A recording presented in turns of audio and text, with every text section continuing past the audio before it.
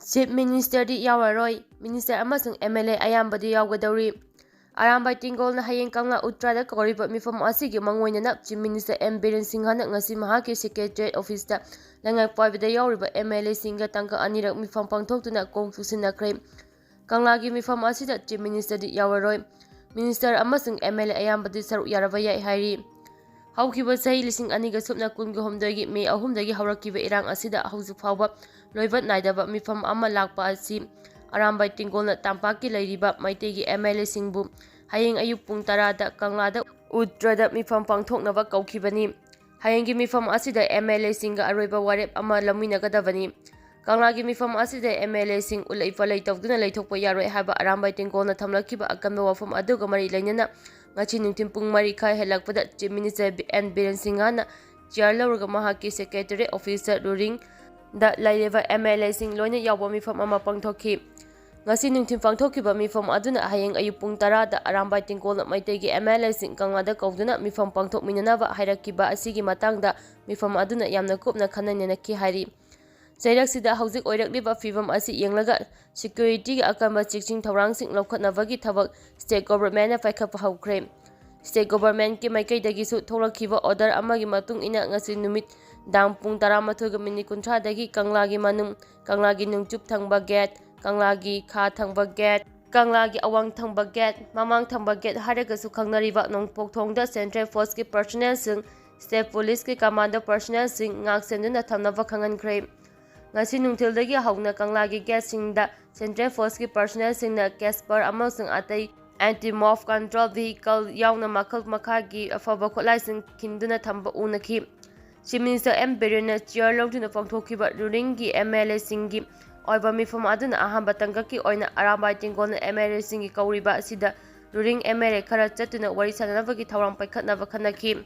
Maduda ruring MLA punamangna chapagi wafamdi leite.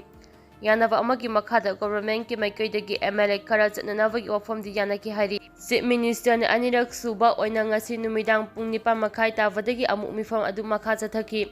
Ngasi numidang athengba fawba pangthokiba Mipham aduna hayenggi Arambai Tenggolna kauriba Mipham asida Chief Minister natana Minister amasung MLA ayamba kanglagi Mipham asida chatnaba lepnaki haina pawgi likhul asina hairi.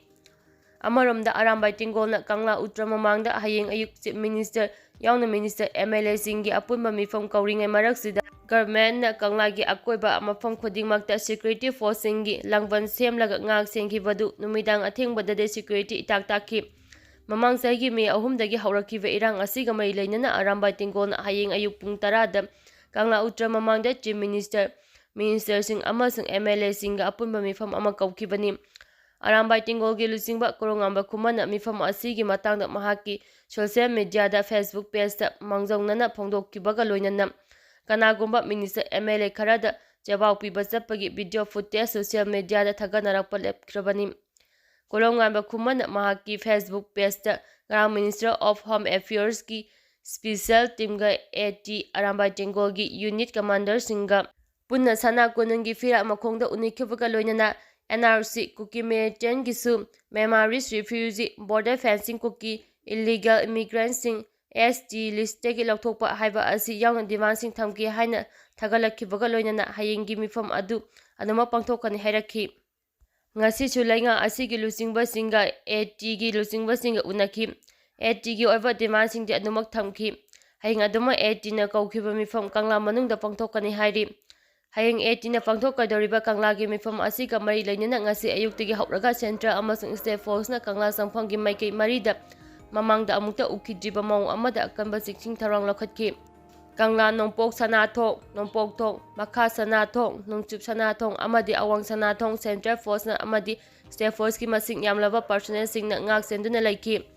Kangla nongchup sanathong mamangda Central Force na MMG machine gun kenduna ngasi ayuktagi ngak senduna laiba ukhi.